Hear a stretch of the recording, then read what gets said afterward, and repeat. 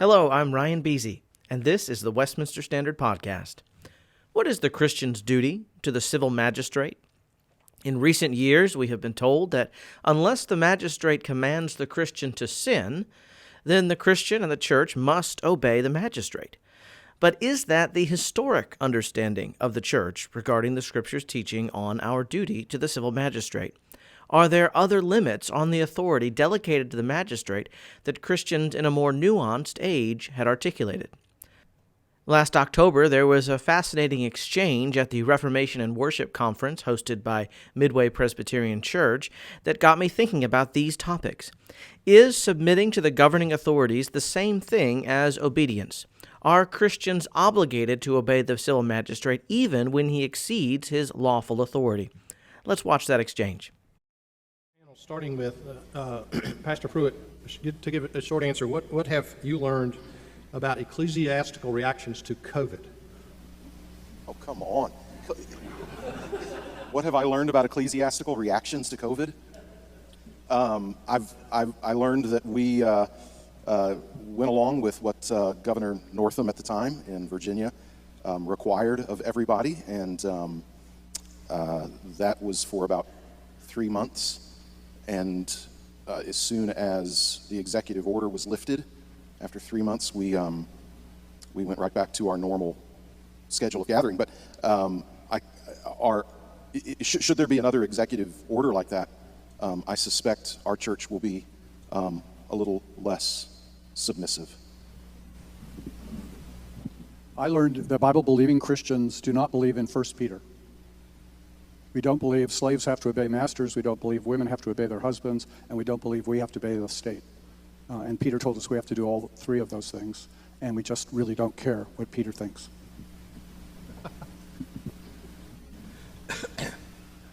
Two things. I think one, what struck me was how little real thought had gone into the question of where state power ends and where church power begins. That what is it the state has a right over and the church has a right over. And the second thing was, and this is not to say that it wasn't right at the beginning of the pandemic for churches not to meet for a couple of Sundays, when we didn't know what was going on. But what struck me was how easily Protestants found it to go online to worship, which told me how little they understood the importance of actually being physically together to worship, which in some ways connects to the stuff I was talking about early on about the significance of the body. It was interesting looking at responses in the Catholic Church where a lot of Catholics were going crazy because they couldn't get the Mass. The Mass should be taken physically as far as they were concerned, whereas Protestants could sort of listen online or on podcasts. And so the body is just intuitively less important to us. And I think COVID's exposed that in a rather dramatic way. And so on this week's episode, we'll consider the origin and purpose of the civil magistrate, as well as the God-ordained limits to the power of the state, and therefore the limits of the Christian's duty of obedience, even as God's people continue to submit to the government's lawful authority. Thanks for joining the program. Well, today I am joined by Dr. T. David Gordon and Dr. Michael Lynch, and we are going to be considering that question of where is the end of state power and what prerogatives are reserved for the church, biblically speaking. So, Dr. Gordon, why don't you introduce yourself? I know you've been a professor at both the collegiate and seminary levels, as well as a pastor in various congregations. Yeah, I'm a native of Richmond, Virginia, so not too far south of Delaware in mid-Atlantic state. Went to Roanoke College, then did a couple of master's degrees at Westminster in Philadelphia, and then did a PhD at Union Seminary in Richmond under Paul Ochtenmeyer on Paul's understanding of the law.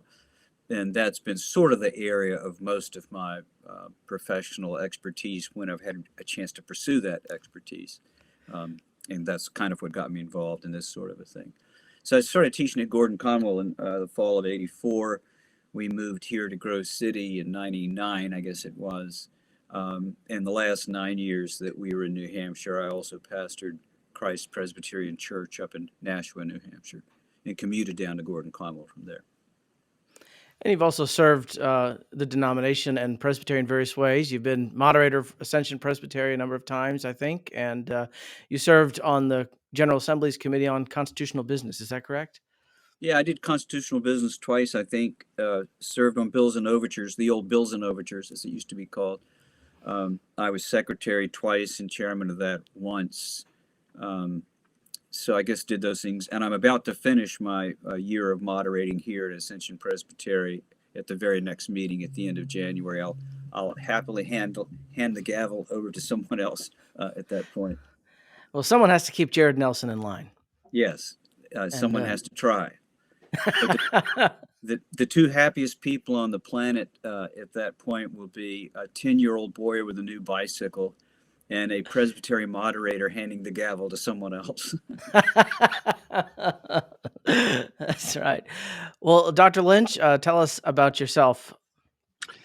Yeah, I'm a native of Texas, but I live here in Delaware. I teach at a classical school, teach humanities and ancient languages. I also teach for the Davenant Institute, and that's about it. I'm a member of the OPC. I've been a member since 2004. That's pretty much it. And you earned your PhD from, was it Calvin College or Calvin University at that point? Neither, actually. Calvin Seminary. Calvin Seminary. Yeah, Calvin Seminary. And I did my work on Bishop John Davenant and his hypothetical universalism, everyone's favorite topic. Well, you must know very few people if that's everyone's favorite topic. Yeah, exactly. Today, both of you have some experience in considering these things. Can you walk us through the biblical origin of the civil magistrate? As we just mentioned, it is not a creation ordinance, but where do we get the idea that there is the need for someone to keep the rules? Is it just some strong guy has a bigger stick than the next guy? And is that where do we get the idea of a civil magistrate? I don't know if Dr. Lynch wants to handle that first or if he wants me to. I think I'll let you handle that one. There may be some difference of opinion on whether or not I think that government would have been pre-lapsarian or not. But anyways, you can take the post-lapsarian position and I'll let you go. Yeah, I think the first suspicion of the need for it is actually in chapter 4 of Genesis, where there's the fear that Lamech will just be absolutely unrestrained in his vengefulness. And so if Cain is avenged sevenfold, Lamech 70-fold. And so you have in chapter 4, interestingly, in the early part, you have fratricide, a brother kills his brother. And then in response to that, the fear that the mob will just take over and tear Cain to pieces for murdering his brother. And then 2 or 3 generations later, the great-grandson says that if Cain is avenged sevenfold, Lamech 77. So you already see the tendency of human depravity to just multiply in an almost unrestrained manner at that point. So God actually intervenes originally to preserve Cain and puts a mark on him of some sort to provide divine protection from mob justice, we might say. So it's not terribly surprising then after the flood judgment that when they emerge, there's the repetition of the creation language that you shall have dominion over the earth and so forth. So you have the repetition of it, but now adjusted to the realities of depravity, because the flood judgment eradicated thousands, if not millions of humans, but it did not eradicate depravity. And so even as they emerge, there's the likelihood that a man will shed a man's blood the way Cain killed his brother. And so it's not a new Eden with innocent people, it's a post-Eden with depravity. And so now what we find is that God appoints human agency. The emphasis there is not just that if a man sheds a man's blood, his blood shall be shed, but if a man sheds a man's blood, by man shall his blood be shed. And so now God, who once was the avenger, as it were, and protector of preventing mob violence and over vengefulness, now he appoints someone, some human agent now to prohibit depravity from running wild. So I take it that way. Now, John Frame had argued years ago in the Westminster Journal that government would naturally have resulted from a family, and that it would have been prelapsarian in that sense. And I think John was wrong. There would be no need to threaten anyone with capital punishment until people were inclined to do so. You don't need the government to restrain sin until you have sin. And so that's the original origin there, is in Genesis 9. And by the way, we'll chat about it later, but many of us who wrestle with the New Testament, we believe that 1 Peter 2 and Romans 13 are little more than apostolic glosses on Genesis 9. They're simply saying, lest you think that common grace ordinance is no longer needed, now that Christ is our Lord and Caesar is not our ultimate Lord, they reassert basically that as long as there's depravity, we still need the civil magistrate to be a praise to those who do good and to be a terror to those who do evil. So I think that Romans 13 and 1 Timothy 2 are very similar, because they both go back to and comment on that reality, that post-diluvian creational reality. And so whether the civil magistrate was instituted pre or post-lapsarian, either way, he is instituted of God. Would you both agree at that point? Yeah. Yeah, he's referred to both in the Genesis narrative. Obviously, it's instituted there, but by the language of both 1 Peter 2 and Romans 13 especially, he's called a minister of God. Deacon. Yeah, a deacon, and so he is actually an agent. It's in the British sense of minister. In American English, minister sounds like a clergyman, but in British English, a minister is someone who represents others. So the prime minister is the prime representative of the parliament to the king, and so the minister there can be secular or religious, and he is such a minister and is referred to as such. Indeed. Dr. Lynch, anything to add or? No, I wholeheartedly agree with that. Well, let's mark this date. So there is a divine warrant origin for the civil magistrate, but the Christian relates to the civil magistrate differently than he does to the church. Should we be seeking a Christian commonwealth, as is sometimes argued for, particularly rudely lately? Yeah, I don't think so. I think there's no real need to do it. Even the strongest arguments for it, historically considered, are probably in Bannerman's 2-volume Church of Christ, where he mentions something like 7 foundations for having a friendly relation between church and state. And he'll say a 3rd foundation for having a cordial relation. And so he obviously avoids using the language of official or some kind of a treaty between them.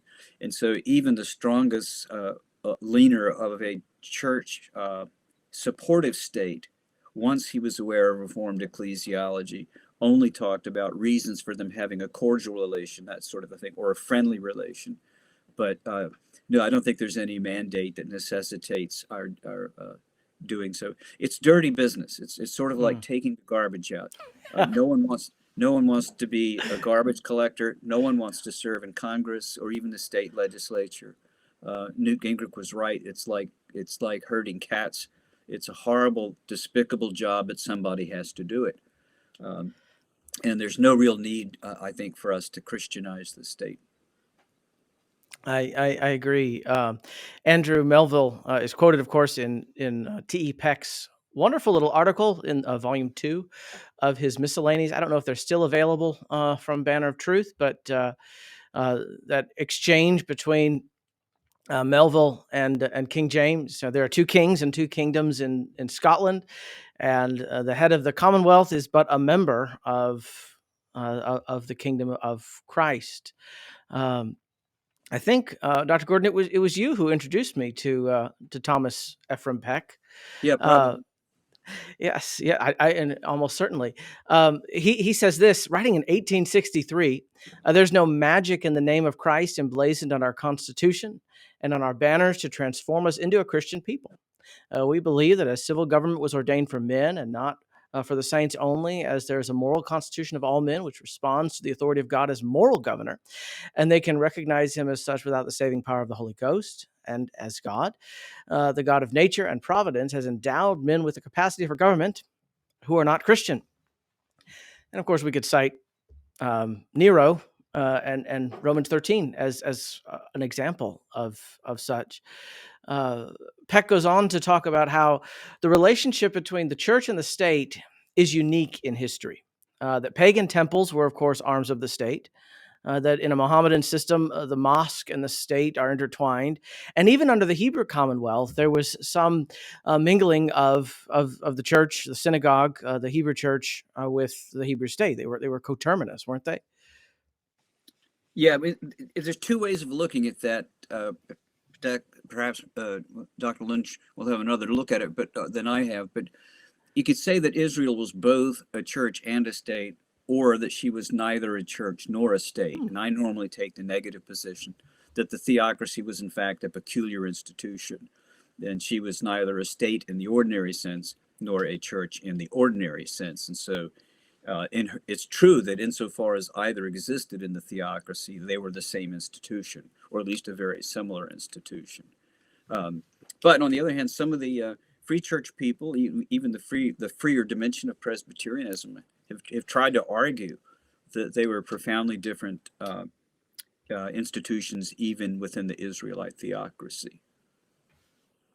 Dr. Lynch, anything to add? No, I mean, I would just add that my leanings towards all these things have been largely driven by reading early modern folk writing on this: Gillespie, Samuel Rutherford, Richard Baxter, and then a book that I'm reading right now is it's the Zurich connection, something about the Zurich connection in the Tudor church. It's about Vermigli and Bullinger's influence on political theology in the Tudor church, and I'm particularly satisfied by their arguments of the role of the civil magistrate relative to both the church and then just more generally with regard to true religion and what they ought to do. So I'm pretty much a fan of the, kind of the original Westminsterian language and these sorts of things. So, but I realize that the American Presbyterian Church in particular has pushed back on some of those sorts of issues in ways that Thomas Peck reflects the Southern Church more generally, especially. So, well, let's go ahead. And you may recall that when Stuart Robinson wrote not only his church as an essential element of the gospel, but also his work on a sort of a biblical theology, that he has about 5 or 6 appendices in the back, and as he touches on ecclesiology, he calls it the Scoto-American theory. So Dr. Lynch, you'd appreciate that, because he thinks that Peck and Robinson and those were influenced by Gillespie and Rutherford, and so and by the second book of Discipline. So I think that Peck saw himself, and Thornwell to a lesser degree saw himself, and Robinson as basically reviving the old Scottish doctrine. Because remember, the Scots didn't have to fight the church-state relationship as hotly as they did in England. So if you're in the British Isles, in England, it was an enormous issue. But the Scots had a profound influence numerically on the, for six of them, I think was, very small numbers at the assembly. But here's an assembly called to defend and propagate the articles of the 39 articles, basically, the doctrines of the Church of England. And they are overtaken by the brilliance of the Scots, and the Scots shaped it profoundly, and I think in a way that they preferred. It was much less Erastian under them than it would have been. Yeah. I totally agree that the Scots' political theology ought to be distinguished from, at least in some ways, particularly in the very careful distinction between the roles of the civil magistrate, the role of the civil magistrate, and the role of the church. And the Melville quote really does get at it, right? It was the Scottish theologians in particular that always had a strong anti the calling the king head of the church and these sorts of things, which obviously Henry VIII very famously called him the supreme head of the English church, and himself the supreme head of the church.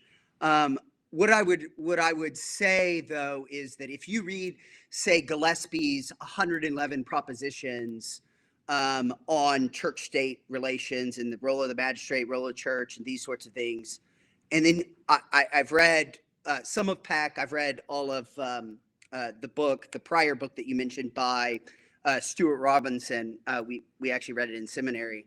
I find a radically different approach, particularly with regard to the role that the civil magistrate has with respect to protecting true religion and for using the sword with respect to true religion than, say, you would ever find in any of these American theologians. And again, this is precisely why they take out the sorts of things that they do when they get to civil magistrate, and then when they get to synods and councils and these sorts of things. So, I mean, this is reflective in the very fact that they did not like what the and I should note as well, the language on synods and councils, that paragraph that's taken out from the original one, from the 1646, that's taken out in 1787, 1788. Yep. That paragraph is almost word for word from one of Gillespie's propositions, right? Again, there are some significant kind of principial differences involved here. How they're reading the Old Testament, how they're reading all these sorts of things, and so. But again, I am appreciative of the fact that the American Presbyterian Church has chose to read things differently. So I that's just true. So. Yeah. So do you take it that Robinson was a little bit optimistic in suggesting the similarity between what he calls the Scoto-American theory and Discourses of Redemption? Yeah, I'd have to go back and read it. I'm skeptical that there aren't some really principial differences between late 16th and then 17th century Scottish Presbyterian views on these questions, and then what I read in the Southern Presbyterians in particular. Oh, right? That's interesting. So, anyways, but that that doesn't mean that to give kind of credence or to try to steelman what Robinson is wanting to say, that he thinks that they are just purifying. He probably thinks that they're purifying the kind of, is it dross? Is that the right English word? Kind of the elements that were still kind of residue left over, and they're taking the true Scottish principles and, kind of purifying them in a way that the Scotch never really did. Perhaps that's what he's saying, and in that sense, perhaps he's right. Yeah. I think that'd be my read also. I think that if you think about it, England is pretty much wedded to some official relation between church and state. The Southern Presbyterians wanted to sever them all altogether. The Scots were sort of a via media, possibly, in between them, not able to go as far as the Americans did. And that maybe what Robinson was saying is, as you say, that they were achieving, quote, the real Scottish desire in a way that the Scots couldn't, which is sort of begging the question, of course. But you can see that, and then maybe Bannerman is a half step between the Scots and between Robinson, because when he has 7 what he calls foundations for a friendly or cordial relation between state and church, he's obviously thought about the matter, But it's really funny that he has 7 different things, and none of them say official relation or institutional relation. It's like friendly and cordial and cooperative and this kind of a thing. So it seems like he's a baby step between his native Scotland and where the Southern Presbyterians of that moment were getting. Well, what about should the Bible be the foundation of our laws? Obviously, Peck has things to say about that. How do we go about applying what we know to be the truth, what we know to be the highest good, in our own land? Well, you've got a spectrum on that one too, Ryan. Yes. You'd have some people. I guess a hardcore theonomist would say that all of the Mosaic civil laws ought to become the laws of the United States, and then you'd have people. I think some of the Reconstruction people who are less specific about it, but I think they would like to see the entirety of the biblical information about human nature and responsibility in some sense being reflected in our laws. And then you would have some of us, such as myself, who would say, oh no, then you have another one after that. A third one would say the first table can be omitted, the first table of the commands, and the second table, as they take it, 5 or 6, depending on how you enumerate them, but those could be enshrined in law. And then there are people like myself who say you don't need the Bible to be in any form, in any role in the magistrate. That there are bases for having justice that do not require any understanding or commitment to Scripture. So, for instance, and I don't misinterpret Romans 2:15. I hope I don't think that the expression "a law written on the hearts" means intuitive knowledge of good and evil. But I do think the reasoning of Jesus frequently suggests when he says, "If you who are evil know how to give good gifts to your children, will not the Heavenly Father know how to give the Holy Spirit to you?" So he believes he can appeal to even his detractors. These were some of his enemies at the time, whom he calls evil, right? And yet they know how to care for their children. So he must be appealing to some basic thing that some call natural law that doesn't require special revelation to indicate its truthfulness. And so it's the same way that if a person sort of argumentatively says to you that I'm a relativist and I don't believe that there's any true morality that's universal to humans, I used to say you can refute them without a word just by slapping them in the face with an open hand, and they will immediately act as though they've been wronged, right? And then they try to shuffle out and say, well, that's because it hurts. And I say, look, when I had 11 months of cancer treatment, that hurt too, and I never felt that my chemotherapist or my surgeon was doing me any wrong. So I think that there is something in human nature that at least recognizes when wrong is done to them. And that's why you can have things, the rabbi saying negatively, what you would not have people do to you, don't do to them. And Jesus saying positively, do to others as you'd have them do to you. I think there's a lot of reason to think that people have some basic sense of justice that's built into them, and it's proven by when you violate it in relation to them.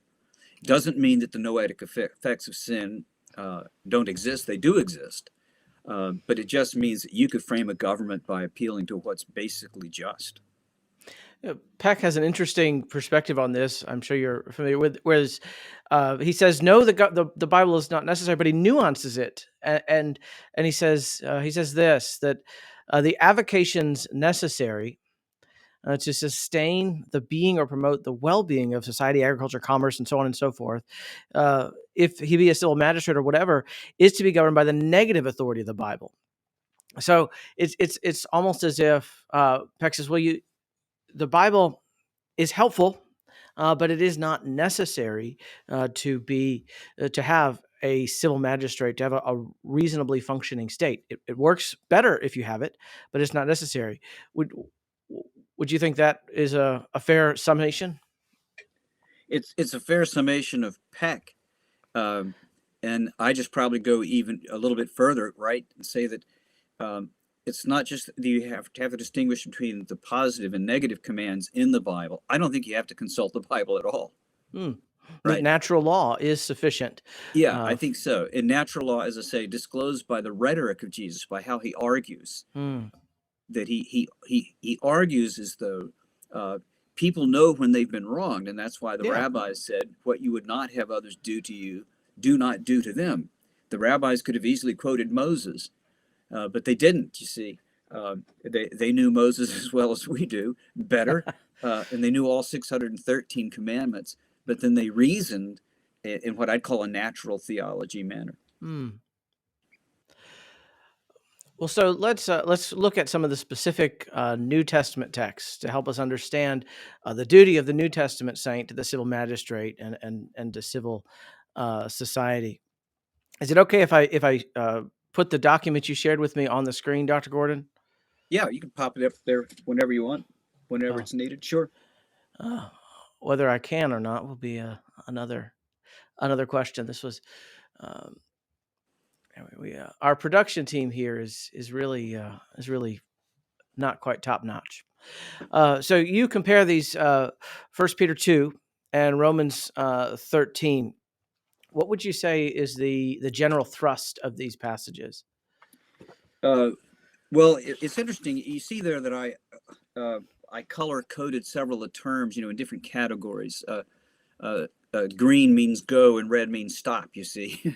So the things that are prohibited, I put in red, and the things that are positive moral behaviors are in green. And then the purple I reserved, again, being very clever, because purple is the royal color. All of the language that is frequently used for civil affairs in the Bible, I've purpled that out so that you can see that on the one hand, they use a lot of common words with each other. Hupotasomai is the verb in each case. The magistrate is referred to as endikon, avenger or something like that.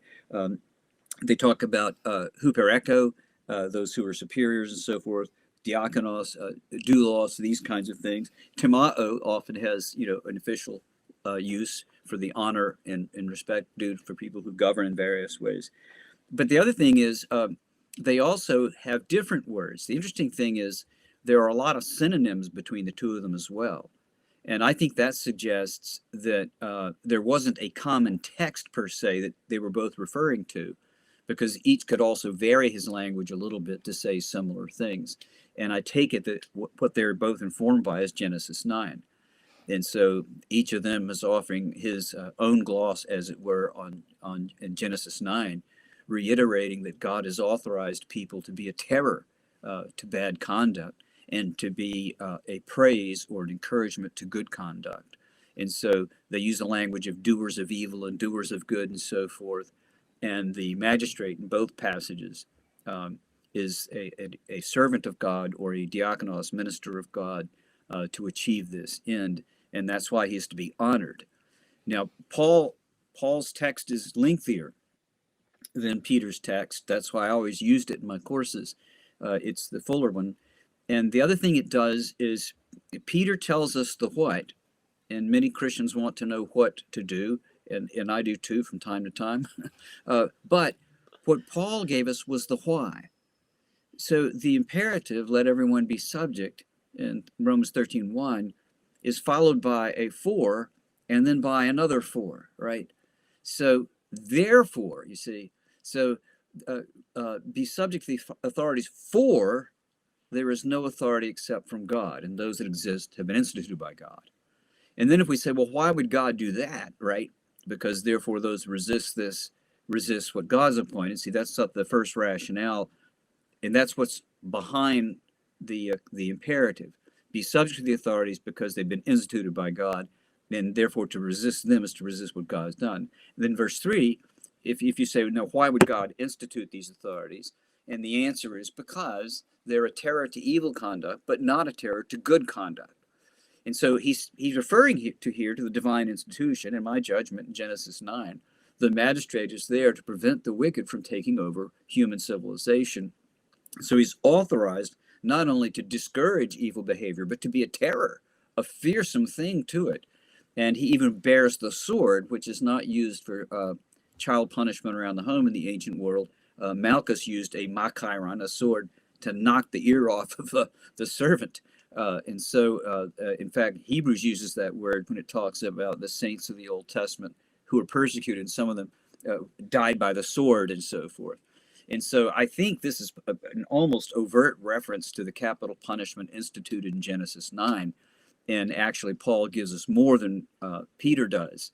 Paul's is lengthier by drawing this out. Though Peter mentions it briefly, that this is the will of God, you see, and the servant of God to encourage good and discourage evil. I think Paul just goes farther in saying the submission is due to the divine ordinance, and the divine ordinance is due to the necessity of the civil magistrate to restrain sin. Yeah, and to T. David Gordon's point, or Dr. Gordon's point, in both passages, the assumption is that the emperor does not have the Bible, right? Correct. And yet he knows what is going to be good and what is going to be evil.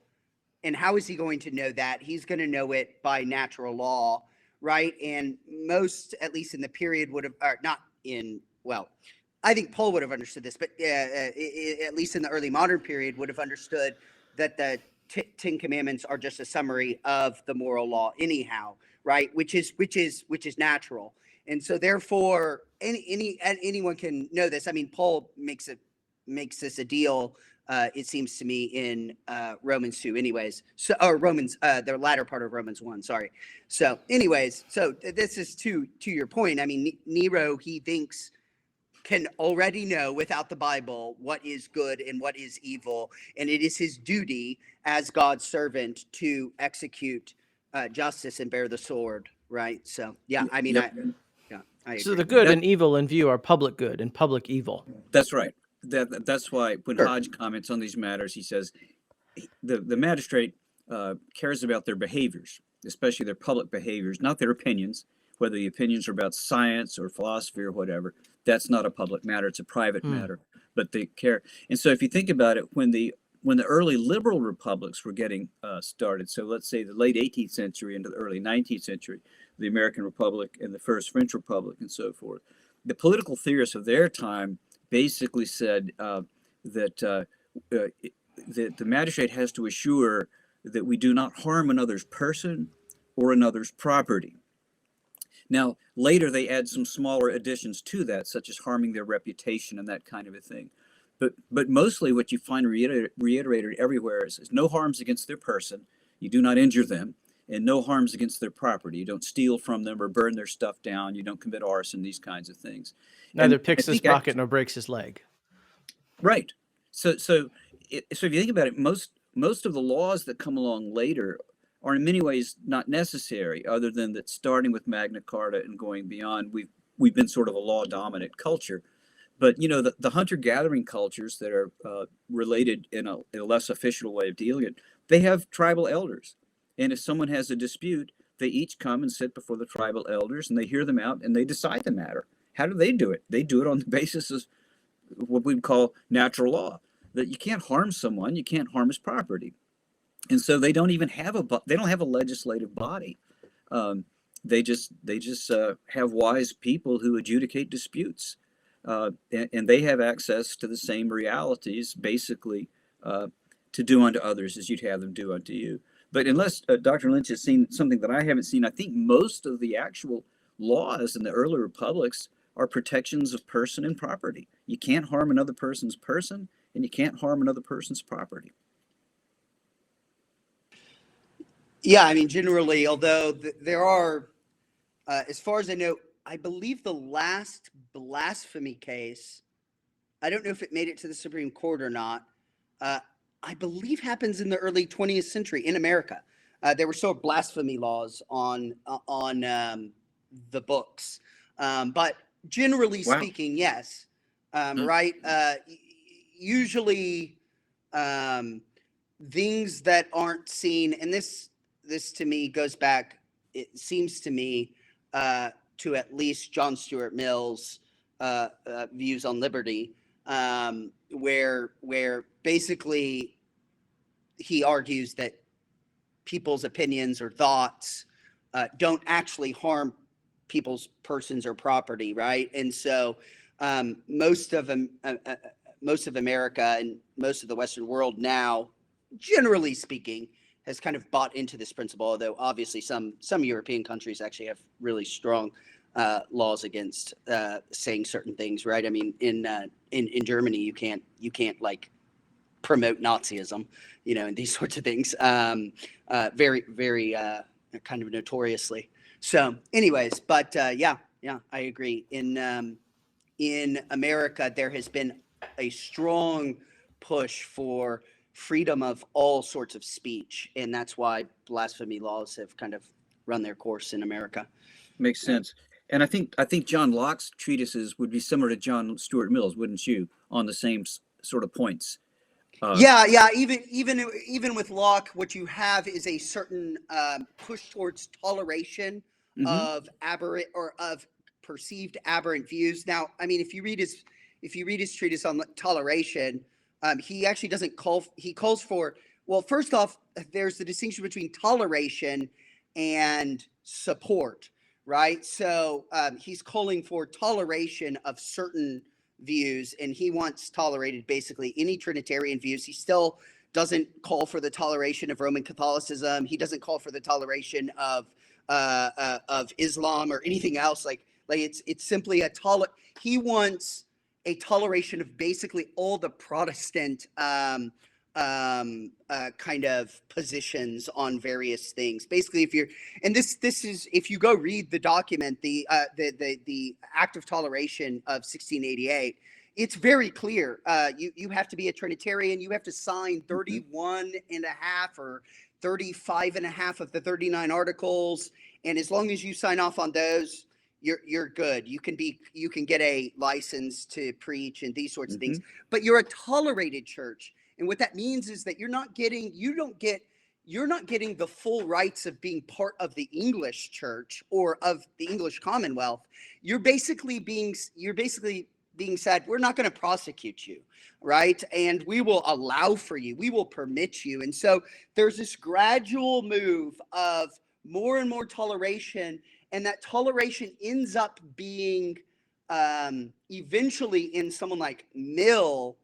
I think actually the government shouldn't even distinguish between that which is tolerated and that which is good, but basically not calling anything, as it were, bad or good when it comes to the area of thought, right, or religion, right? So you just don't, right? So the government is not in the business of saying whether or not one religious opinion or another is good or bad, right? And so eventually it just gets all kind of religious liberty rather than religious toleration, right? They didn't have full freedom, right? The tolerated churches didn't have full freedom, but now it's completely independent of any sort of magisterial jurisdiction whatsoever in America. So there's been a gradual, I think, move over time, as I think you've been saying. So, yeah.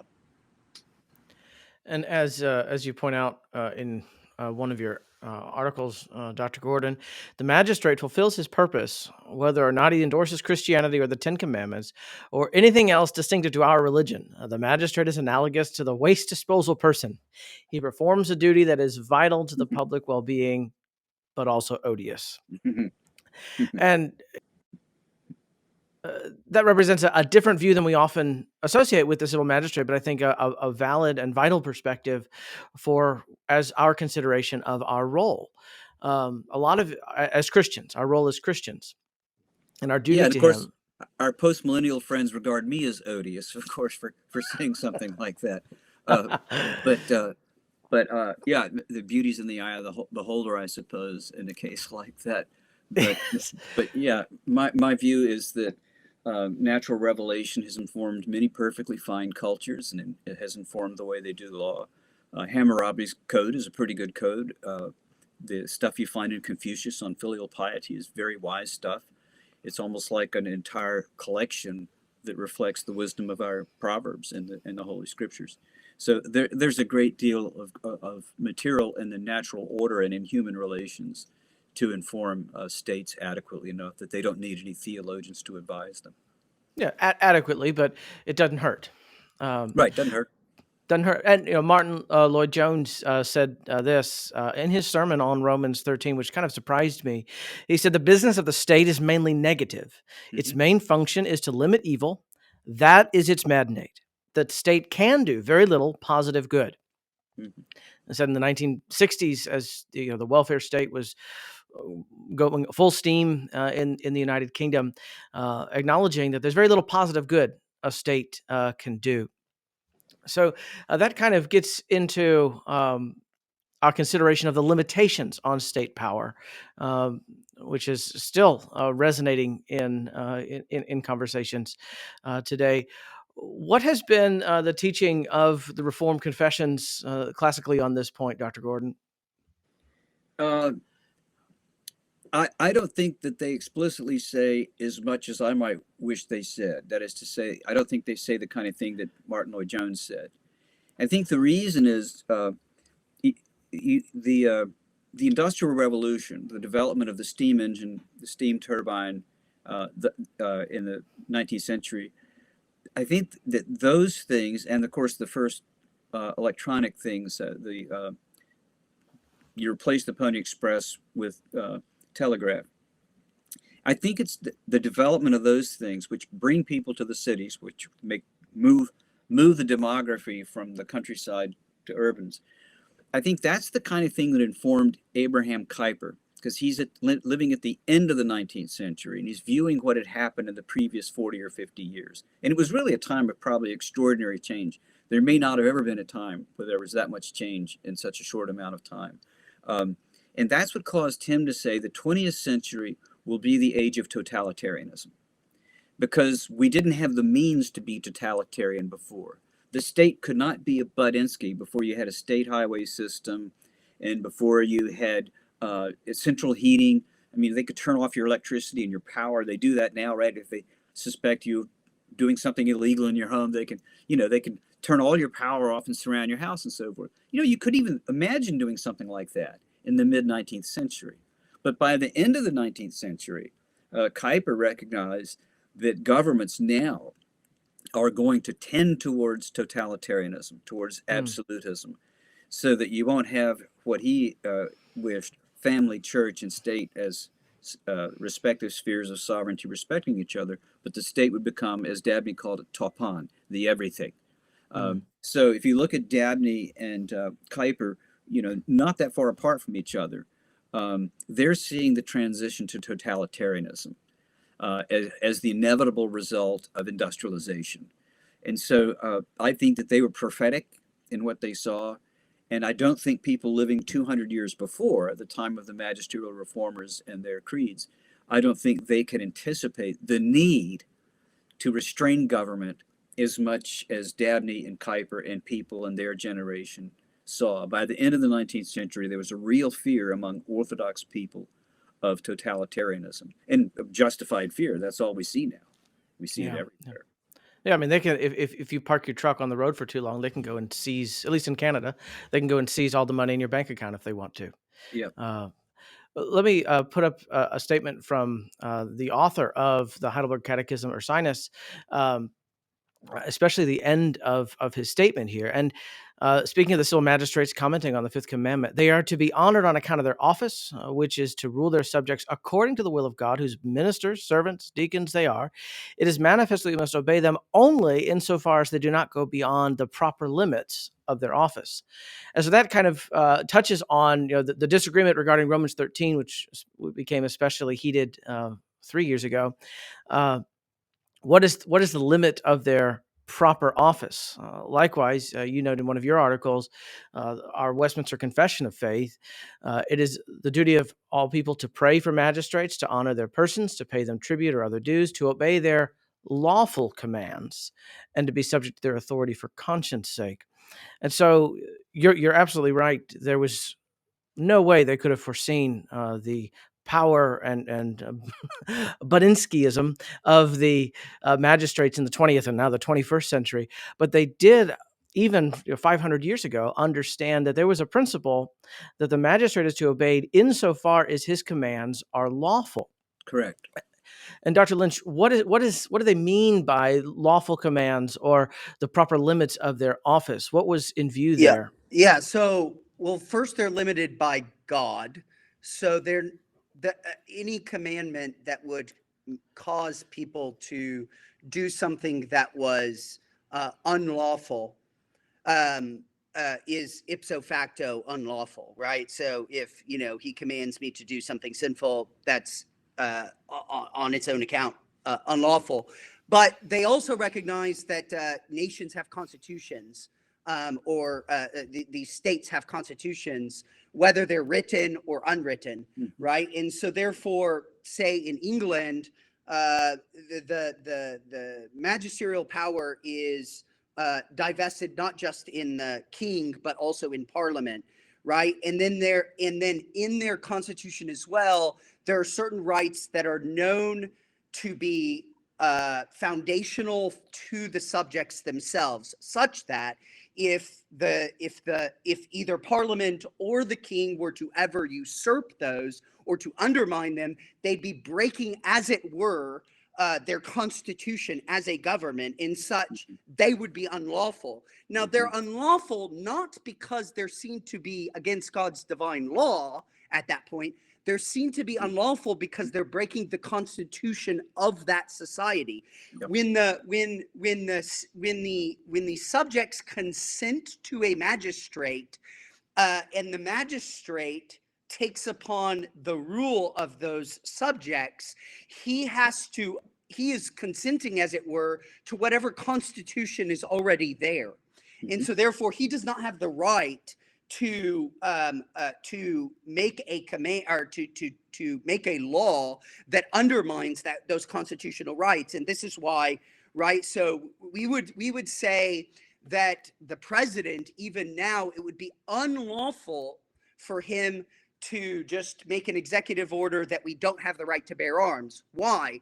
Because we have a constitution that says that we do. He has no right to do that. Now, there is a process of changing these sorts of things, making amendments to our constitution and these sorts of things, but that would be the legal route. But that would be illegal, and so therefore that's unlawful, and therefore the Reformed are unanimous. It's not just the Reformed; it's almost all political theorists at the time, right? They're unanimous that you have the right to not follow those sorts of unlawful commands, because the subjects don't just have duties to the magistrate, but the magistrate, via constitutions, also has duties to the people. And one of his duties is to follow the Constitution. It's like a contract. He's basically breaking a contract at that point. And so, right, so there are all sorts of lawfulnesses that don't rise to the level of breaking God's law,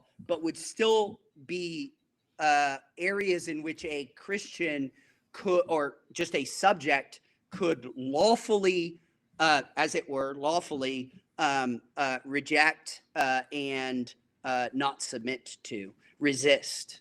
So, yeah. For example, if the king wants to tax inland cities with the ship tax instead of just the coastal cities, which was certainly in the minds of the Westminster Divines as they wrote this chapter here. Right. So what you see is you see a little historical trajectory. By the late 18th century, especially among the French, you have a pure social contract theory, right?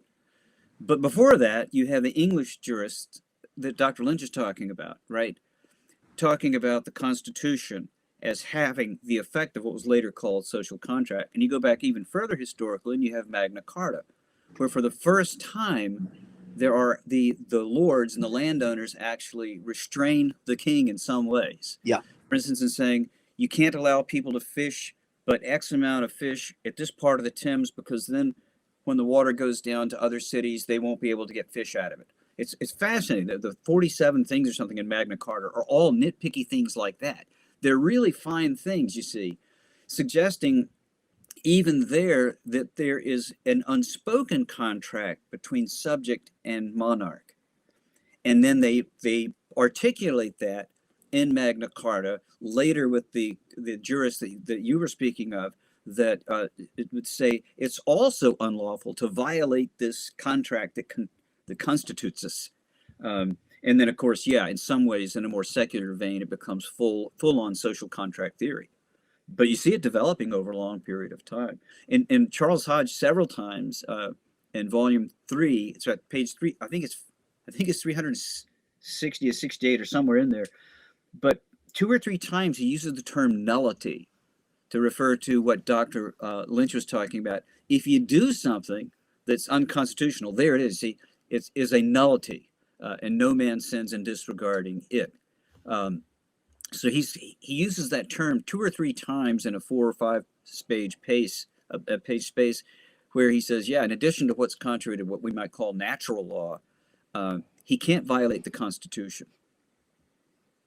A president today, by executive order, couldn't just decide that the Senate is to be peopled by the same principles as the House of Representatives on the basis of the state population.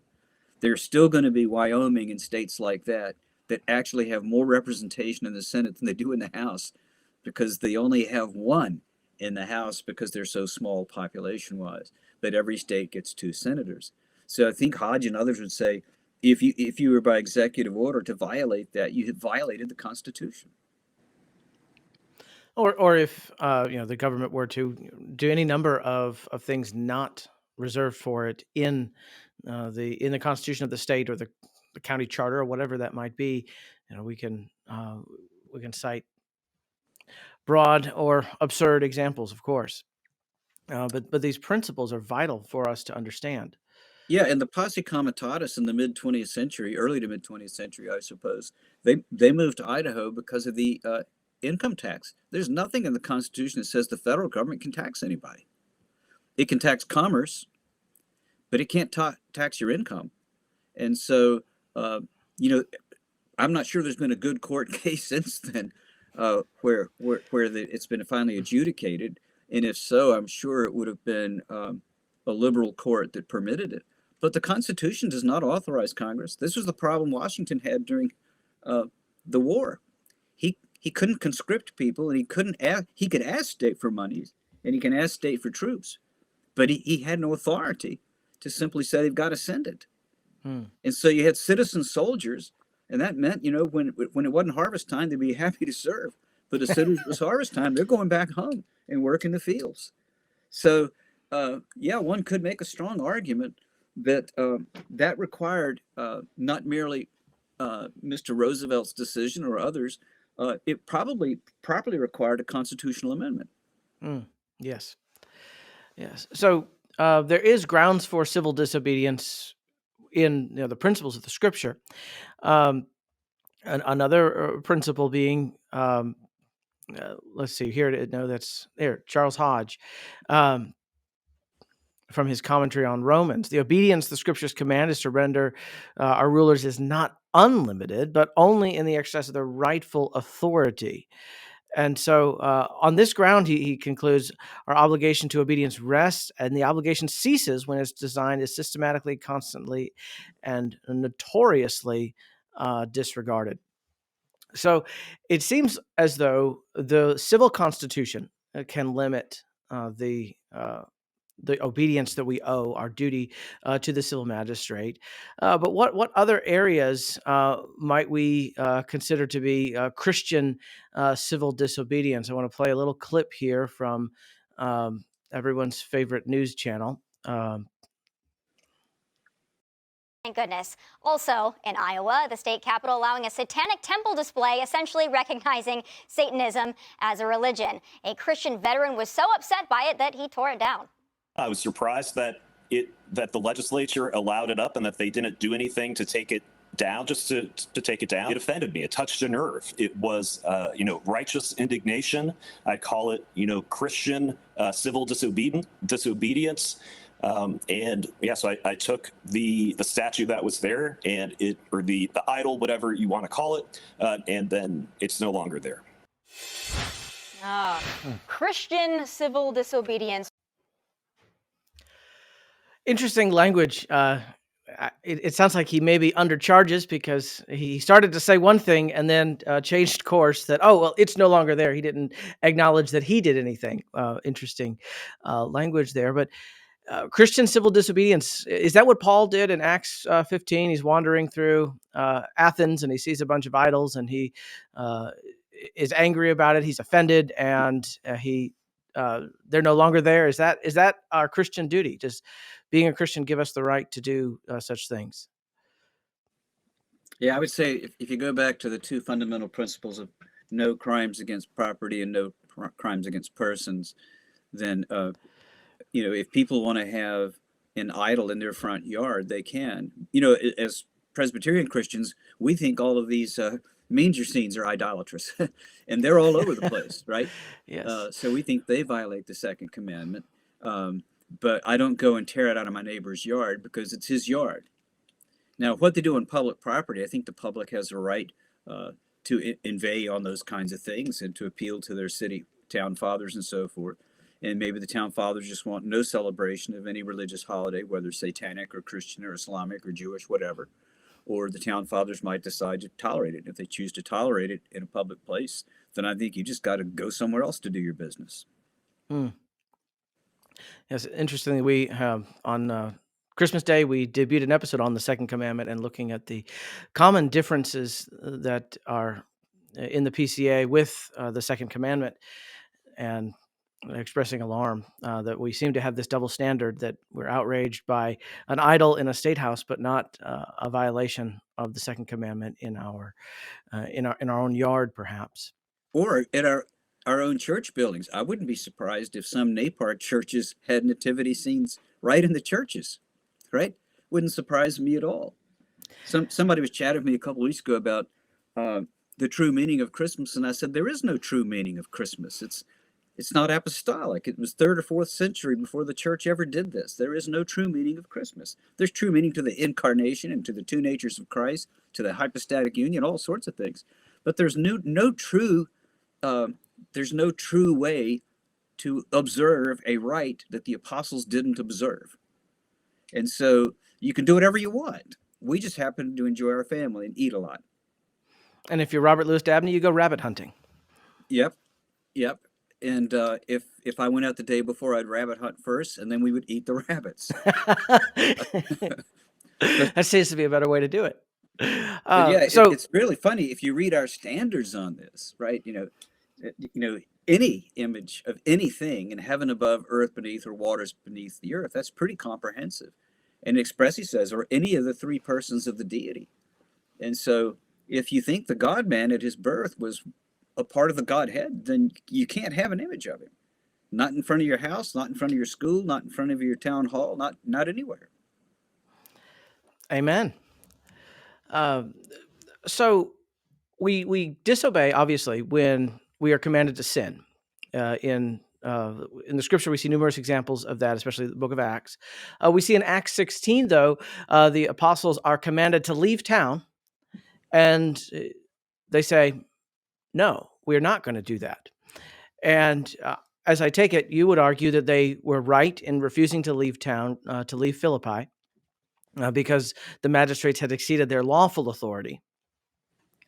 But Dr. Gordon, you argue that there's further nuance that needs to be made to our obligation, especially when we are privately disobeying the civil magistrate.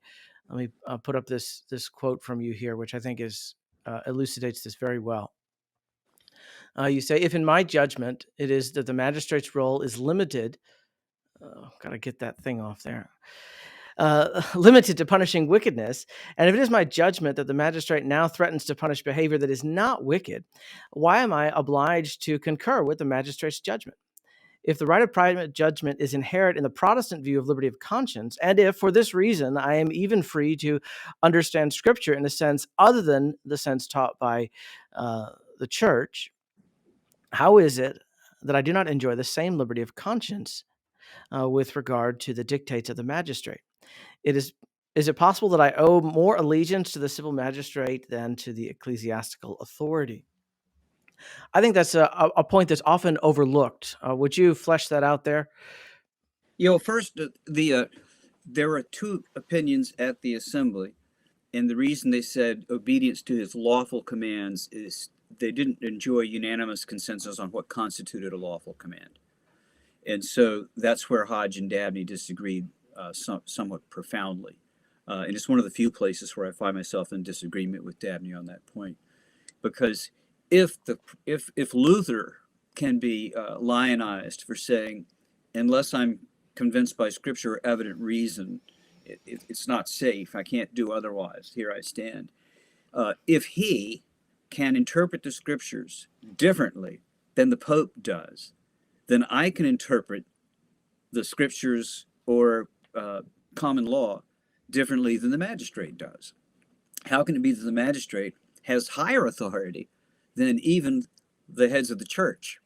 And so I would think that Hodge is right, that if Gordon's judgment is that the magistrate has exceeded the bounds given him by God, let's say that when they required us to fill out paperwork when we homeschooled our daughters for a handful of years, required us to fill out paperwork to satisfy them that we knew our daughters. And I'm thinking, in Harrisburg, they don't have 3 people with as many degrees as I have. They may not have anyone there. And they may not have anyone with 30 years of teaching professionally as an educator. And they certainly don't know my daughters as well as I do. So who are they to tell me that I have to satisfy them when we educate our children? It's just preposterous to think that I should have to pass the muster of people who don't know what they're talking about. They don't know my daughters, and they don't know as much about educational theory as I do, or its practice, for crying out loud. So Dabney thinks that we can only disagree with the magistrate when he tells us to do that which is wicked, but we cannot disagree with his judgment. And I'm saying, well, everything that he tells us to do or not do is a matter of his judgment versus ours. So Hodge's approach is my approach, that yes, if you differ in your judgment, if you think he's overstepped the bounds given him by God, then your conscience does not require you to obey him at all. But Hodge says you disobey at your peril. And that's why Paul mentions the sword, that the magistrate does not bear the sword in vain, because he can still find me or put me in the slammer for 3 weeks or something like that. And so if I disobey, my conscience is clear, but I may spend time in prison. And so this is why Thomas Manton said there's 2 motivations in Romans 13 for obedience. One is the conscientious motivation, that insofar as the magistrate tells us to do what is good, conscience tells us we should do good. And insofar as he tells us not to do evil, conscience tells us not to do evil. But if he oversteps his bound and commands what is not a natural law reality, then it's our decision whether to risk his wrath by disobeying him if we judge he has overstepped his bounds. So in our case, for instance, I did fill out the paperwork. And the reason was not that I felt conscientiously I had to, but because I would rather spend 2 nights doing paperwork than 2 nights in the slammer. I mean, it was a no-brainer at that point, right? I would rather satisfy the knucklehead and give him what he needs to get him off my back than I would spend a couple of weeks in jail, because I hadn't satisfied him. And so Romans 13 then gives us both motivations, conscience and the power of the state to sanction us. So if we were in a circumstance where the state could have no knowledge of what we are doing, for instance, when I was snowshoeing in Vermont 20 years ago, and we had some Cuban cigars. Well, we were only 20 miles as the crow flies from Canada. So by the time the police started snowshoeing up the mountain afterwards, we could go down the north side and head to Canada. But in other words, they weren't going to catch us up there. And so in a case like that, I think it was just as lawful to smoke an unlawful Cuban cigar as for my friend Kyle to smoke an unlawful joint, and he did.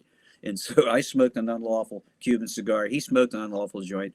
And I don't think the magistrate had any good authority to tell either one of us what we could or could not smoke at the summit of a mountain that we snowshoed to in Vermont. Just wasn't any of their business. You quote Thomas Manton, one of the Westminster Divines. Submission to man may be performed by suffering the penalty, though the obedience required be forborne. And in some cases, a man may do contrary in private, where the thing is indifferent, and there is no danger of scandal and contempt of authority. And I think that's an important qualifier, which your story does fulfill. You're 20 miles from the nearest human, or you two were. Um, there's no scandal of throwing off lawful authority, and there's some question of whether it's even a lawful command. Right, right. So, for instance, we all know that when President Kennedy embargoed Cuba, he did so at a time when there were Soviet missiles there.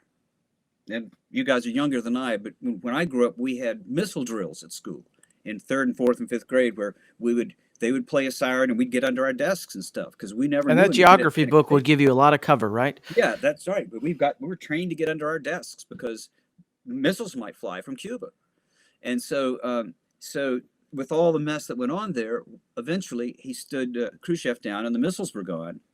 But then there were all sorts of Cuban expats living in Florida, and Florida is a swing state. It decides most elections in the United States. And so no one has wanted to pick that hot potato up since then and say, well, now that the missiles are not there, let's stop embargoing Cuba. And so it's okay for people to take Cuban seed to the Dominican Republic or to Nicaragua and grow cigars that I can legally smoke, and that they are chemically the same. But if they plant them in Cuban soil, you can't buy them, right?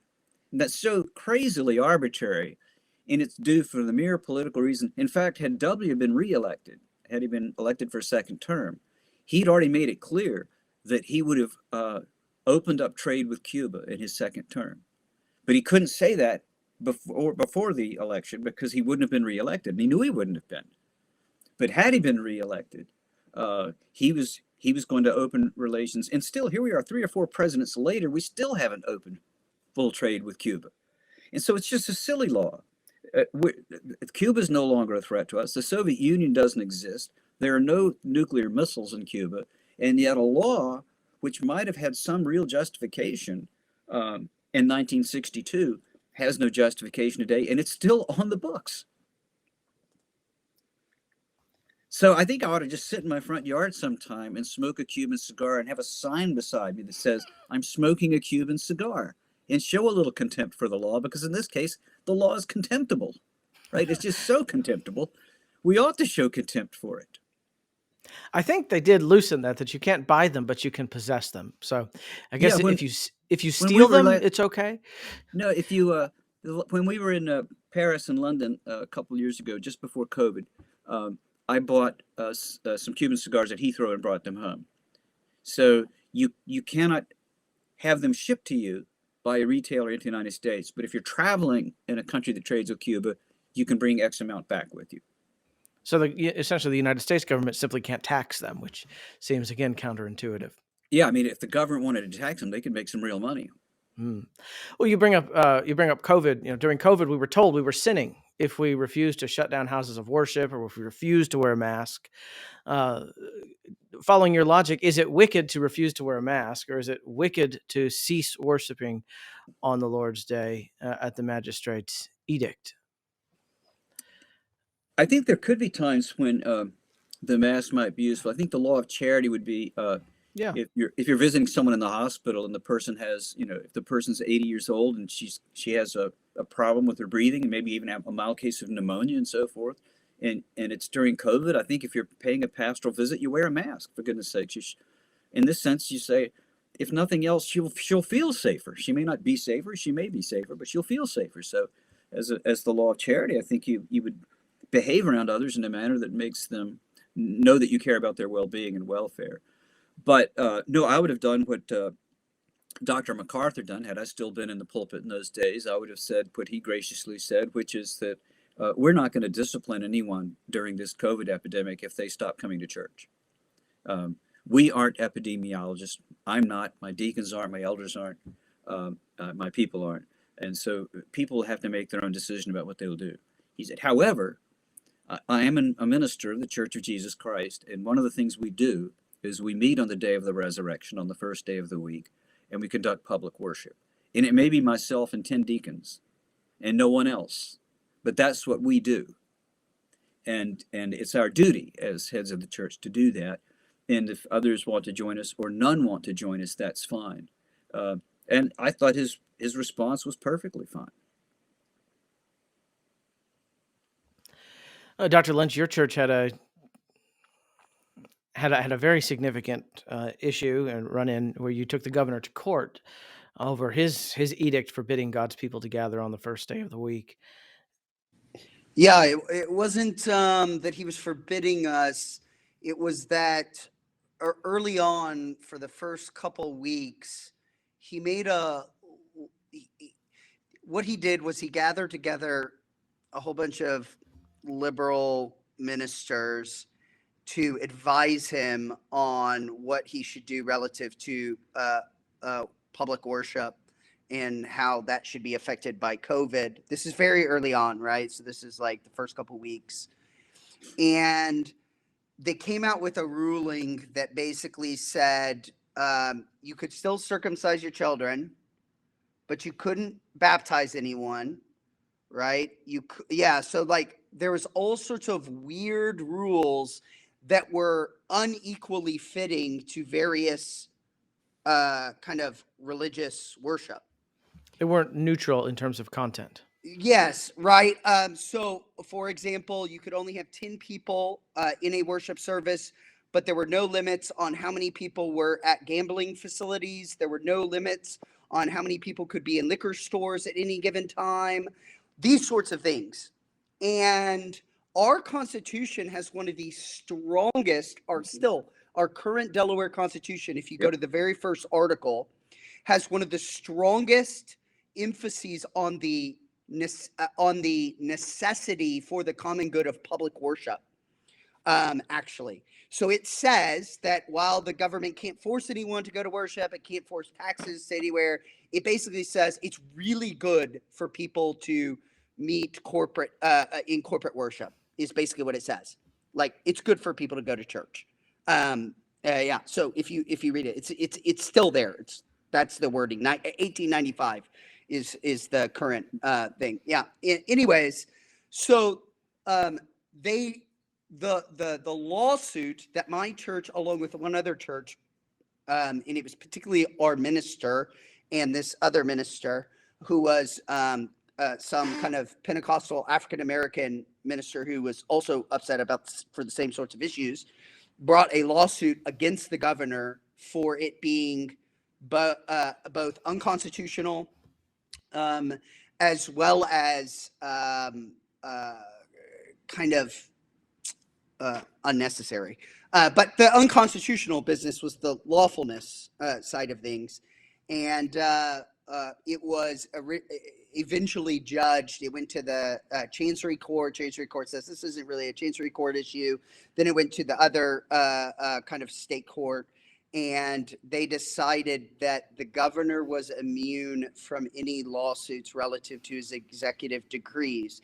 And the reason for that is that our Congress, our Senate and House of Representatives, basically gave the executive power in Delaware, basically gives our governor supreme right to do basically whatever he wants, including like things that are contra the Constitution, right? Because it's believed to be like this is such a serious situation in which normal constitutional rights can be abrogated for the sake of a higher, goal, right, in mind, right? And so, you might say, quartering soldiers is a constitutional right, but the federal government might see a situation in which we just have to demand that people, quarter soldiers or something.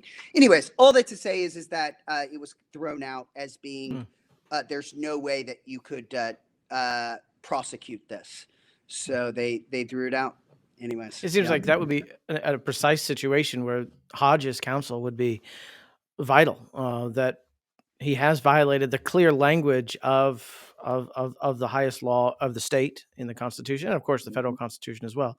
But if this was only for a few weeks in March, that's one thing. And even as Todd Pruitt referred in the video we showed at the beginning, there's one way you approach it when everything's new and you don't know what's going on, and there's something different when this is clearly more than public health interest. We've had these issues very famously during the Civil War. Abraham Lincoln suspended habeas corpus for a whole slew of people. And so we've had these issues in the past. And again, he was arguing very clearly that this is kind of like this unusual situation in which these constitutional rights can be suspended. And so the lawfulness of those sorts of things is a very tricky situation. I think ultimately, I think the state probably was right in saying that there was no way of prosecuting him constitutionally, given the fact that this executive order was given by our legislative body and these sorts of things. I just don't think that our legislative body should necessarily have the right to be able to do that to begin with, but that is how our Constitution is currently set up. And so if we wanted to avoid that situation again, we would need to go back and change our Constitution, amend the state whatever. Constitution. Yeah, exactly. So, yeah. Though you still had, it seems to me you still had this sort of the fundamental justice issue of why is it health-wise safe for the casinos to be open and not for the churches to be open? Had you closed everything down, you could at least say it was equitable, right? Yes, it was completely unequitable, and that seemed to be one of the things that they were just kind of over not wanting to deal with. And they would point out that they were also pointing out the fact that, one, the controversy's over. Two, this is something else the state was saying, or the defense, the state defense was saying. They were also saying things like he after about 3 weeks, when he got pushback over some of this stuff, he relented. But our ministers' arguments were, we want to forestall that happening again. And so that's why we wanted a lawsuit such that would make a judgment of whether or not the establish a precedent. Yes. And they just weren't, they just didn't allow it. So. Well, sometimes courts have to do that. Even ecclesiastical courts sometimes do that. So as we kind of bring things in for a close, in sum, the scripture places limits on the authority of the civil magistrate, as well as protections for the prerogative of the church. Those limits on his power, the civil magistrate's power, flow from the purpose of the civil magistrate to reward those who promote the public good and to punish those who do what is wicked. And so whether there's a duty to obey the civil magistrate beyond that is a right of private judgment. Would you say, Dr. Gordon? Yeah, I think so. As long as part of your private judgment is that you're a reasonable person, that is to say you've consulted other political theorists and that kind of a thing. Though even there, I think Hodge's point is that, of course, the right of judgment exists. It's built into our chapter on Christian liberty, and it's built into chapter 1 of the Confession of Faith. And so even there, the point would be you might err in your judgment, and you might be penalized for it. And as long as you understand that that's the risk you take, if you wish to practice differently than the magistrate says, then as long as you understand that you might be penalized for it, then that's fine. You can accept your penalty when it comes, and you don't whine about it, you don't complain about it, and you say, I thought he was wrong, so I acted contrarily, and I paid my price for it, and that's fine. And also that, if we choose to disregard a command we believe to be unlawful, we don't, in doing that, create public disorder. I think that's an important qualifier. Yeah, with the apostles, what's fascinating is whether it's right before God to obey you rather than God, you decide. It's crinite, right? So they actually place themselves under the jurisdiction of the magistrate and recognize his appropriate jurisdiction and say to them, crinite, you decide.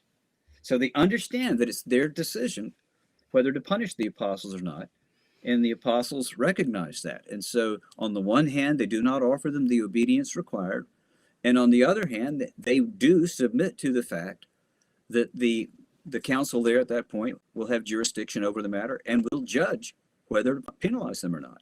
And of course, we wouldn't have the prison epistles of Paul if it weren't for the fact that he was in prison from time to time, right? So obviously they disobeyed, right? Enough that he was imprisoned for a good portion and died in prison, as far as we know, in Rome. Yes. Yes. Anything to add, Dr. Lynch? No, that's good. Well, thanks for sharing your history with your own congregation. Dr. Lynch, you're in the OPC, which is an acronym that stands for a number of things. But Dr. Gordon, as an officer in the Presbyterian Church in America, what are your goals for this communion over the next 10 years, next 50 years? I don't know. We were a schismatic communion from the get-go. There's no lawful raison d'etre for the PCA's existence, proven by the fact that within 10 years they were inviting other communions to join them, lock, stock, and barrel, which means they could have just simply joined the OPC or the RPS, which existed at that time. So there was no justification for our denomination to exist. But now that it's here, it does bear the 3 marks of a church. And so it is a church, right? It shouldn't be, and it shouldn't be here. So I guess I would wish for it. What I wish for all churches is that they continue to persevere by the grace of God in administering the ordinances of God, that they devote themselves to the word and to the sacraments and to discipline and to prayer, and pray for God's blessings on it. Amen. Well, we do wish the OPC would have joined us back in, was it 2 or 3 times there was an attempt to be united to the Orthodox Presbyterian Church. Yeah, it was the same invitation each time, and the OPC had, I think they considered it over several years, and they rightly rejected it. That it was disrespectful to the existing communions. The PCA should have joined them. They were the older communions. There was also no proper joining and receiving, bypassed all of the stuff that you used to do in a merger, where you found your 2 or 3 smaller differences and determined how to adjudicate them. So instead, what the PCA did is it says, we'll take all of your ministers and other officers as they stand now, and by the criteria by which they were originally in that role. And so, for instance, I don't believe in the 2.5 office view. I believe in 3 or 4, but the RPCS believed in 3. And so as a candidate for the ministry at that point, I had already made my exceptions known. So now the PCA stuck with me, belly aching about the 3 office view and the 2.5 office view for years. And they can't do anything about it, you see, because they took those of us in. As far as I know, there weren't too many premillennials in the RPCES, but it was permissible. And so we might have brought pre-mills in with us, and there'd be nothing we could do about it if they already had some status at that point. They were invited in. So they really should have worked through all those kinds of things and decided, like true mergers do, with due respect for other ecclesiastical bodies, we say, we have these 2 or 3 differences, how are we going to handle them, and then resolve that. And instead they just said, well, we'll just work it out.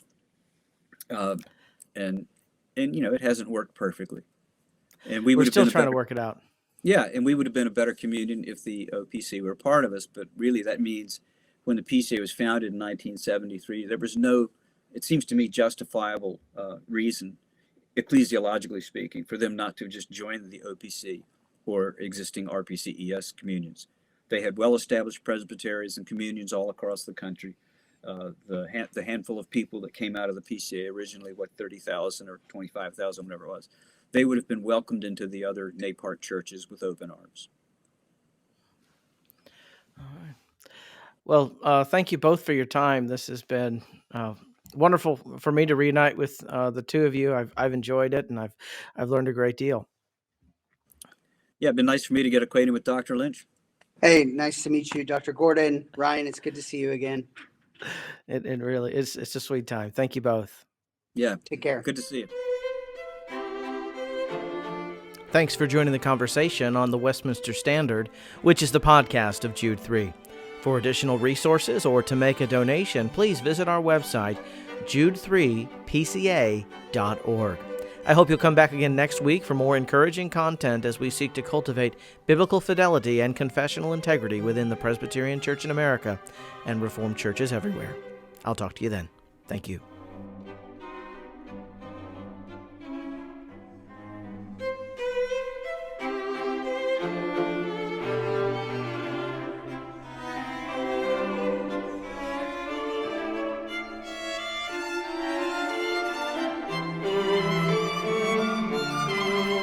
you.